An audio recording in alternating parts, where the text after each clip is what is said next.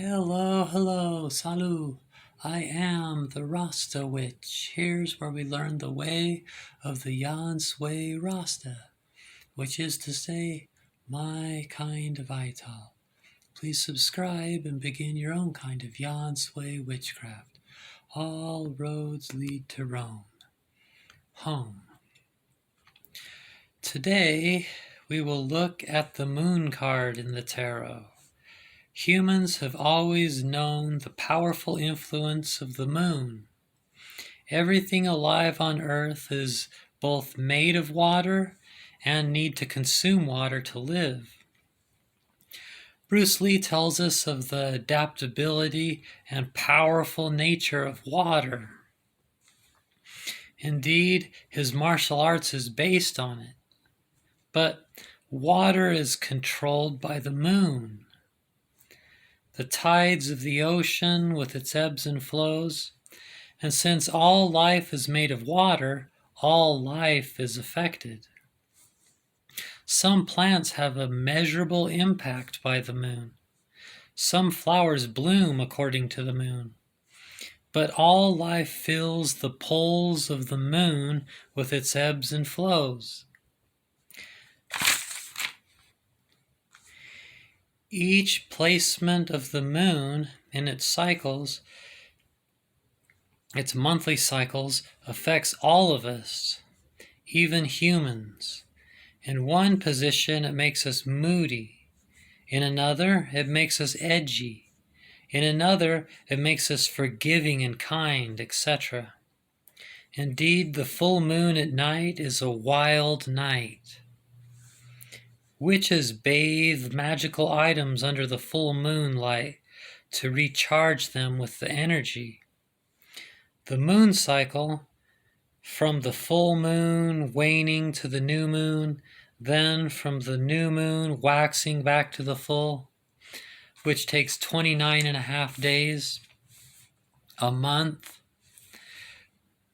Most women's water is affected with monthly cycles as well, menstrual cycles as they are called. The moon, now also known as the yoni. The moon has always been associated with hidden realms of dreams, magic making, precognition, clairvoyance, and other psychic abilities. Such gifts develop only slowly. The still small voice of intuitive knowing is fragile and needs to be nurtured into fullness. Let's look at the Thoth deck.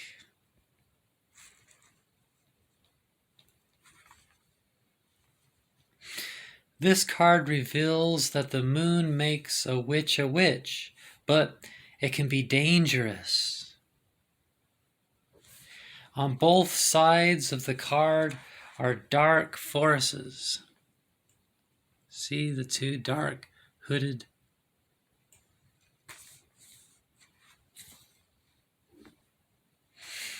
The dark forces are Anubis, the gods of death, Sith lords. They are on each side above the two magicians. They wait for an opportunity to seize their souls, and jackals are at their feet.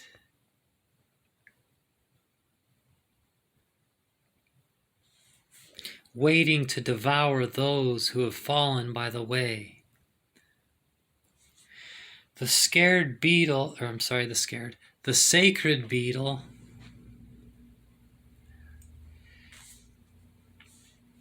The sacred beetle holds the scarabus saucer, symbol of the sun, even for the Celts.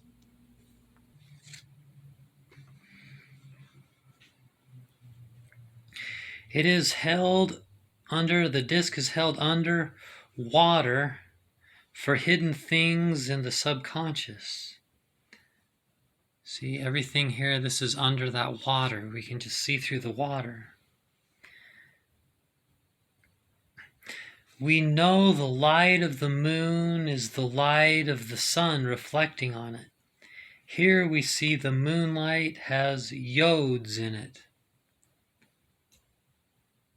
See, Hebrew character yod. Remember, the yods are the light of the lamp of the hermit and the first letter of the tetragram. The yods are wand energy and the light of the hermit, so fire energy, creativity. We also see the ebbs and flows of the moon are in the water as well. See the moon in there, there's the ebbs and flows. And then in the water, there's the ebbs and flows too, because the moon affects and creates the ebbs and flows in the water. But then if you look a little bit closer, you realize the ebbs and flows are actually everywhere, and everything on the whole card is affected by it. Pindi. Okay, let's look at the chart. The moon is the pathway connecting number 7, Netzach, which is emotions and feelings, the feminine side of the lower polarity, with number 10, Malkut, which is the bottom of the Sephiroth, manifest form. So the moon connects our feelings, emotions, and intuition with manifest form. The moon is what makes a witch, a magician, magic, a wizard. Like Master Yoda says, my ally is the Force, and a powerful ally it is. Life breathes it, makes it grow. Its energy surrounds us and binds us. Luminous beings are we, not this crude matter. You must feel the force around you.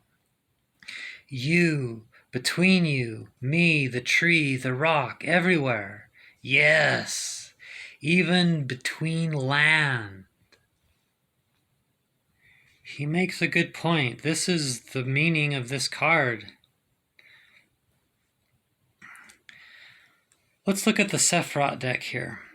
This is the great goddess Hathor in her moon goddess aspect. She is wearing the glyph of the astrological signature in this card, Pisces. See on her, right there, on her necklace thing. Robin Williams and I can appreciate this card. Both of our moons are in Pisces. Pisces people are intuitive and emotional people. It's the most feminine thing you can be on the inside. And Pisces is a water sign. But we Pisces people, whether it's sun or moon, are very likely to have habits of escape like drugs and alcohol. The symbol for Pisces is the fish, which we see in the purple water of the subconscious. Some things are hidden in the subconscious. We see the moonlight beaming down on Hathor, and we can see the yods in it.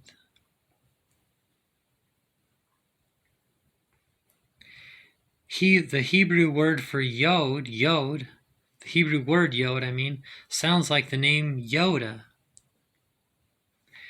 who showed us what the card means in a spread. And we see the two paths leading out of the waters of the subconscious: genius or insanity. And Hathor is holding the corresponding Hebrew character, Kof, which means the back of the head. Interestingly, the Hebrew character for the sun card is Resh, which is the front of the head. We might, when looking at Kof, think of Pink Floyd's most famous album, Dark Side of the Moon. Let's look at the Crow's Magic card. So remember, the moon is the planet of the High Priestess. See, we're seeing moons and the purples and blues and these colors that you see when things have that theme in it. So you notice on this card it has two birds of prey. Genius and insanity are two choices. And it has down here the word lunacy. So like a lunatic, lunacy. Those come from I think it's Latin, luna, for the moon. I think of the song by CCR, nighttime, wabuday, whoa, is the right time, wabuday, to be wabuday with the one you love. Now wabuday, oh, nighttime, wabu. Keyword, support. So when you get this in a spread, that's what you think about. Do you have hidden things in your subconscious? Do you need to meditate and think about these things? Or do you need to be careful because you got to get to know your shadow better, before you develop habits of escape that end up working against you? Or maybe it means just to remind yourself, the force is in everything. Like nothing affects everything like the moon. Like people say, I don't believe in magic, I don't believe in these things, but yet you can't deny the effects of the moon. Those same people would say that it does not, that's a bunch of BS. But then you can prove that it's true with science.